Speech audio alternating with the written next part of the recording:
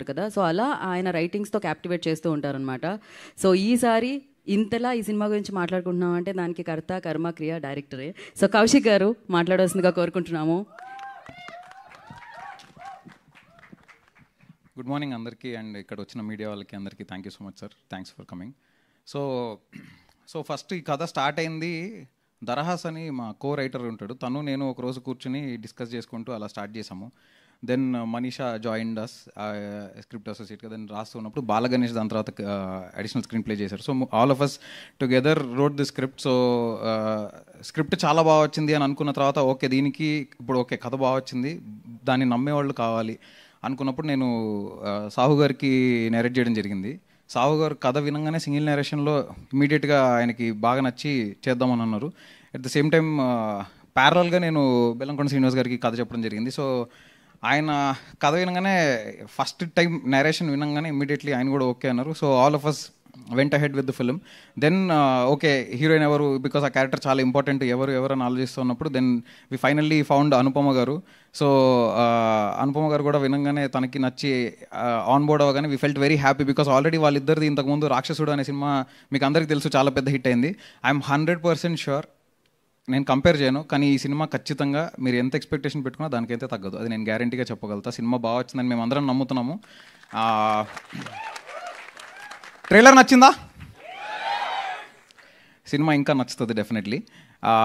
So దీనికి నాకు support చేసిన మా టెక్నికల్ టీం అందరికీ అండ్ మా డైరెక్షన్ డిపార్ట్మెంట్కి లక్ష్మణ్ గారికి అండ్ కనిష్క గారు, క్రియేటివ్ హెడ్ కనిష్క గారికి and chief associate Bhushan and all my direction department Ram Sai, Sandy, Darhas, everybody, thank you so much. Rahul, thanks a lot, all of you, Rohit, so thanks a lot. ఎవరైనా మర్చిపోయి ఉంటే ఐఎమ్ రియలీ సారీ. అండ్ దీనికి then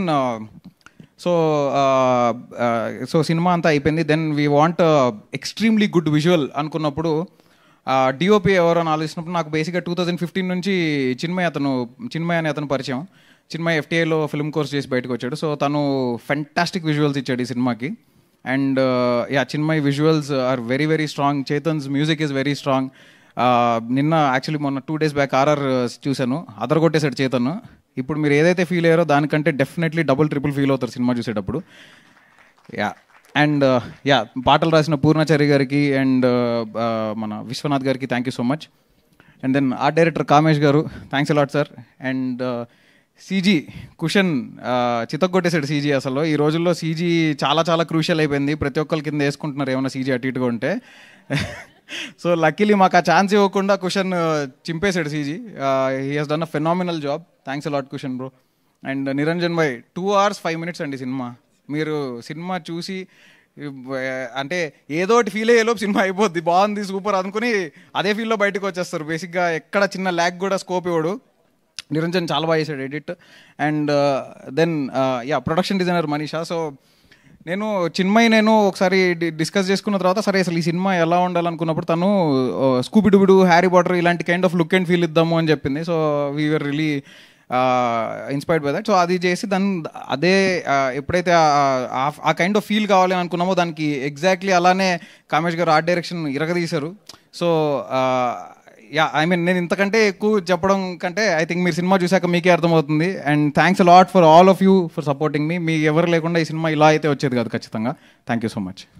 thank you Kaushik గారు, thank you so much. And wish good luck. September 12th సినిమా release అవుతుంది. So ఖచ్చితంగా చూడండి, మీతో పాటు ఇంకో 10 మందిని తీసుకెళ్ళండి, ఖచ్చితంగా మీకు మంచి ఎక్స్పీరియన్స్ అయితే ఇస్తుంది. సో దెయ్యాల మీద మీకు కూడా చాలా క్యూరియాసిటీ ఉన్నట్టుంది, అందుకనే సినిమానే తీస్తారు మీరైతే. ఎప్పుడైనా చూసారా దెయ్యాన్ని? నేను ఎప్పుడైనా దయ్యాన్ని చూసుంటే మీరు ఇప్పుడు నన్ను చూసేవాళ్ళు కాదు. మూర్తి గారు వెంటనే